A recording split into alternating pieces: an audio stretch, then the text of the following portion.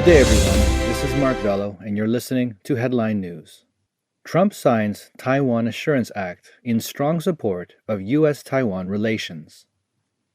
The U.S. White House released news on December 27th that President Trump has officially signed a $2.3 trillion pandemic relief and spending bill for the fiscal year 2021, which includes the Taiwan Assurance Act and the Tibet Policy and Support Act. Trump also provided the first ever $3 million authorization for the Global Cooperation and Training Framework, GCTF. This demonstrates strong support for U.S. Taiwan relations.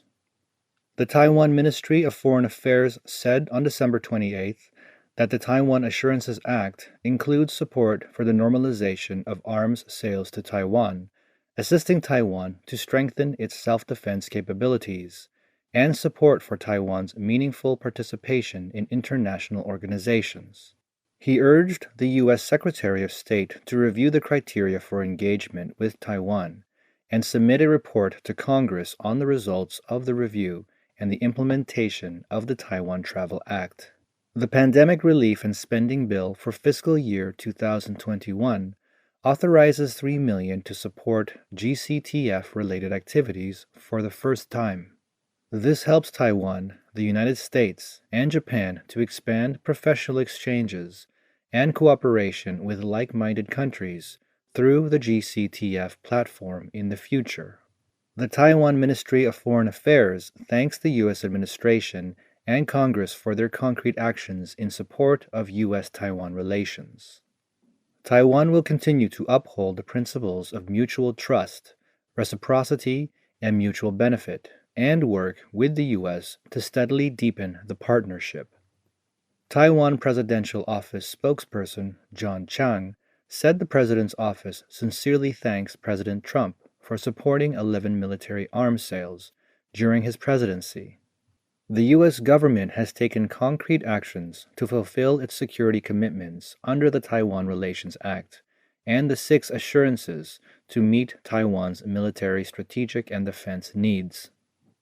At the same time, the implementation of the Taiwan Travel Act during the Trump presidency has not only allowed for more exchange visits between government departments of Taiwan and the United States, but has also significantly deepened the U.S.-Taiwan cooperative partnership.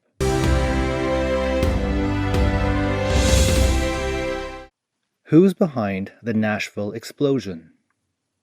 There are many suspicious points related to the Christmas Day bombing that happened at Nashville, Tennessee. U.S. federal officials confirmed that Anthony Quinn Warner, a 63-year-old man, is the suspect. He appeared to have acted alone and was killed in the blast. There are too many coincidences about the case that makes this simple conclusion questionable. On December 25th, before the crime, an RV was parked adjacent to the AT&T building at the scene. Political commentator Jingyuan Tang said, "The target of the explosion was not human beings. It is very likely that it was targeting some important equipment inside the AT&T building where the explosion happened. It can't be a coincidence that a few days before the incident, a man named Edward Jones posted on Facebook. It would be hard for us to verify whether the rumor is true, because the mainstream media are blocking news on the Dominion voting machines." SolarWinds was another building that got impacted by the bomb explosion. SSC is alleged of involvement in election fraud.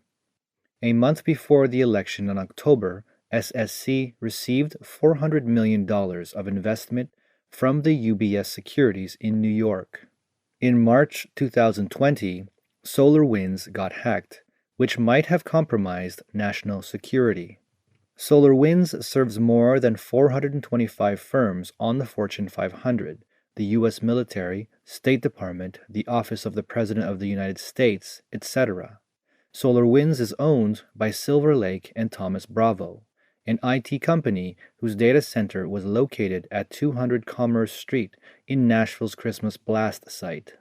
SolarWinds partnered with MTech in May 2020 to expand its business opportunities in China, according to the American press release distributor Business Wire. Political commentator Jing Yuan Tang believes that the events and location of the bombing were carefully planned. The explosion was not intended to injure people, but as a direct result, the communication facilities in the AT&T building were severely damaged. The owner of the AT&T building is related to the parent company of Dominion, and there are inextricable links between AT&T, Dominion, Silver Lake, Alibaba, and the Chinese Communist Party. He thinks that these facts are not just coincidences, and the CCP is behind it, rather than a terrorist attack or foreign blackmailing.